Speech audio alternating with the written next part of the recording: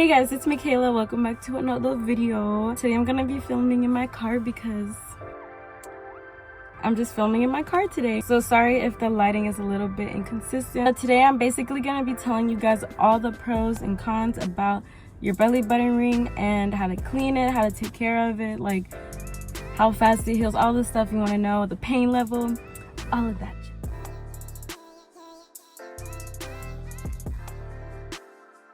For me personally, when I got my belly button pierced, I got mine pierced here in Nashville at the Archangel Tattoo Parlor. If you're interested, my piercer's name was Scooby. If you're looking to get the same guy that I did, I personally got mine. Well, let me see if I can show you guys. So this is what my belly button ring looks like. I have a dangly one in. So when you get it pierced the first time, it's gonna be just the ball on the top and then a little ball, a bigger ball on the bottom. Since mine's healed, I've been changing it out and everything. So of course, obviously, I don't have the same one that I got it pierced with. It takes anywhere from like 6 months to a year to heal properly. So that's why I got mine pierced last fall. So it's 2019 now. I got it pierced the fall of 2018. So by the time summer comes back around, it'll be healed and I can go swimming with it, because you're supposed to wait a while before you go swimming with your piercing. So yeah, I would get it pierced in the fall or like just months before summer, so you know you don't have to worry about getting in the pool with your piercing, your fresh piercing. When I got mine pierced, it did hurt, I'm not gonna lie. And I'm kind of a weenie, so it might not hurt for you, but it hurt for me. The clamp hurt the most, but then you still feel the needle go through. It gave you that like sting feeling, like, oh, I just got stung, that type of feeling. But it went away. It didn't really hurt that much after I got it pierced. I will say that you should be prepared to wear a lot of leggings and what's it called, sweatpants, leggings, all of that jazz, because I am a high-waisted jeans person, so I love to wear high-waisted jeans. No, I couldn't wear high-waisted jeans for a good like 2 months. I'm such a denim girl, like I like big baggy denim, like I'm a 90s girl. So yeah, it really hurt my soul to not wear high-waisted jeans for that long, but it wasn't every single day. It was just like if I really wanted to look cute that day, that's when I could wear it. But like, yeah, just be prepared to wear a lot of low-rise stuff so that your belly button doesn't get like, you know, doesn't have a whole bunch of like friction around it, because that's really uncomfortable in the first stages of healing. Oh, as far as the cost goes, mine at the parlor that I went to, all of the piercings are $20 there, so I got mine for $20. It varies within different parlors, different states, cities, all of that matters when you're getting piercings. So I wouldn't just, you know, expect to pay $20. It can range anywhere from $15 in some states, in some cities and parlors, anywhere to like $80 in some cities. So just be prepared to pay anywhere from like $20 to $100, because sometimes it does get a little bit pricey depending on where you live. You're back. What happened? How you doing? Really? Yeah, I just have to go. I have to figure out a way to go to training. I'm just filming a video. Oh, I'm sorry. No, you're okay. Okay, sorry about that. So anyways, like I was saying, the cost may vary. It did hurt for me, maybe like a 4 out of 10. It wasn't like too painful, but the clamp already hurt, so it just made it a little bit like, it just kind of prepared you for the pain. Like the clamp and then the needle, it just prepared me. It didn't like make it hurt less or anything. It literally takes no time to clean and it heals perfectly. Well, mine healed perfectly fine, and I cleaned it maybe like twice a day. Sometimes I didn't even use soap. I would just use water just to clean around the crusties or whatever. Just because like sometimes you don't have soap, man. So that's what I did. And I also am going to give a demonstration on how I clean my piercing at the end of this video. So don't worry, I'll have a demo and I'll show you how to change out your piercing too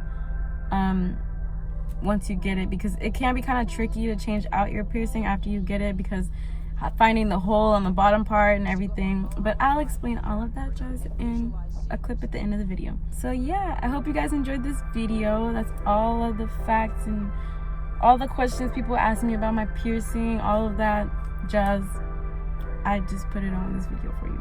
So yeah, I hope you guys enjoyed it. If you did, please leave a like so you can spread this, help other people who just got their piercing. And if you like me, then I would suggest you subscribe so I don't get lost into YouTube and you see my face again. Also, you can follow me on Instagram and Snapchat if you want to follow me when I'm not on YouTube. Hey guys, so I'm back at home and I'm going to show you guys how I change my piercing and how I clean it. How your piercing heals is actually up to your body, depending on how you're taking care of it, how you're cleaning it, or if your clothes are rubbing against it, or you're eating, what you're doing in the shower. All of that stuff goes in play on how your piercing can actually heal. So it can be different for other people, but I want to address some people when having belly button piercing experience goo, or like some kind of gooey consistency coming from the piercing site, like from the actual hole. So I experienced this like in the early days of my piercing healing,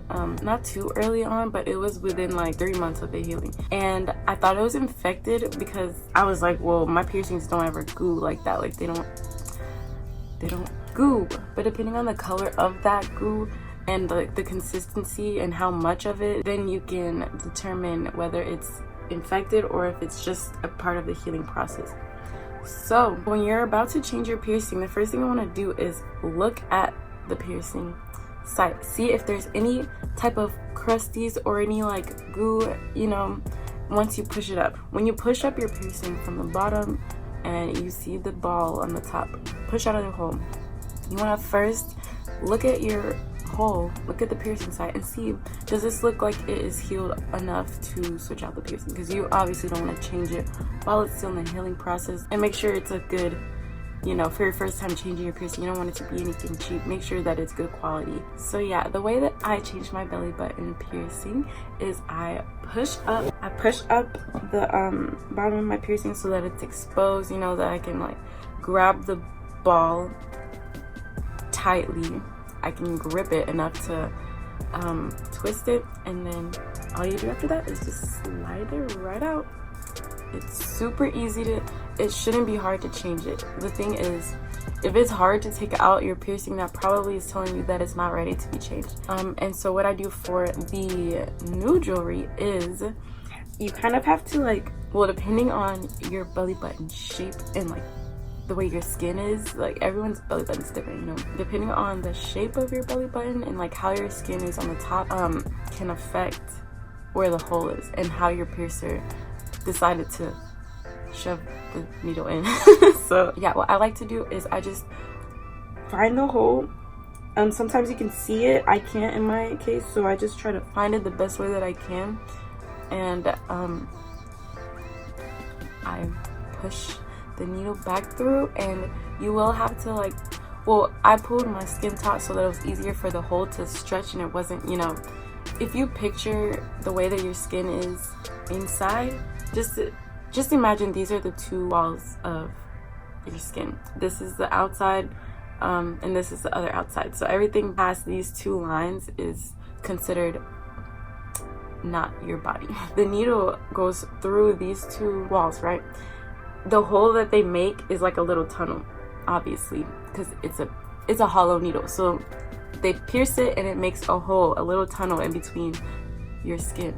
So if the skin is bunched up together, just imagine how difficult it would be to shove a piercing through a tunnel that's like bunched up and like, you know, harder to manipulate, versus if you stretch the skin out and it's more of a direct shot. If that makes any sense, I hope that makes sense. But yeah, so I like to stretch the skin just a little bit so that it's a full tunnel, so you can get the piercing through super easily and seamlessly and quick.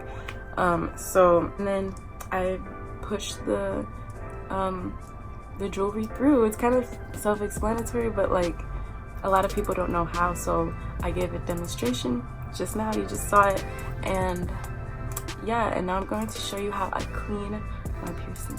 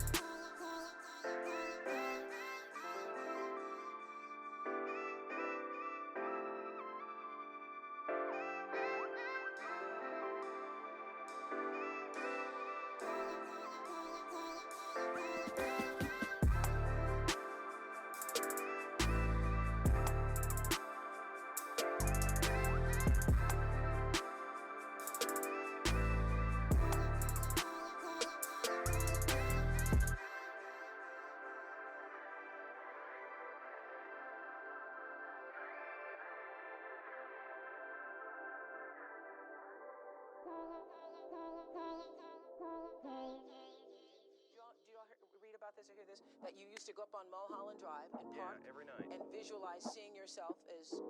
Yeah, I would visualize. This is when you were broke and poor. Right, having directors interested in me and people that I respect. But yeah, if you guys have any questions, like any further questions that I didn't answer in this video, don't be afraid to leave a comment. Just comment the question in the comments down below and I'll get to it. I'll try my best to respond to everybody with questions, but like, yeah, just leave a comment and I'll get to it. Don't worry. $10 million for acting services rendered, and I gave myself 5 years or 3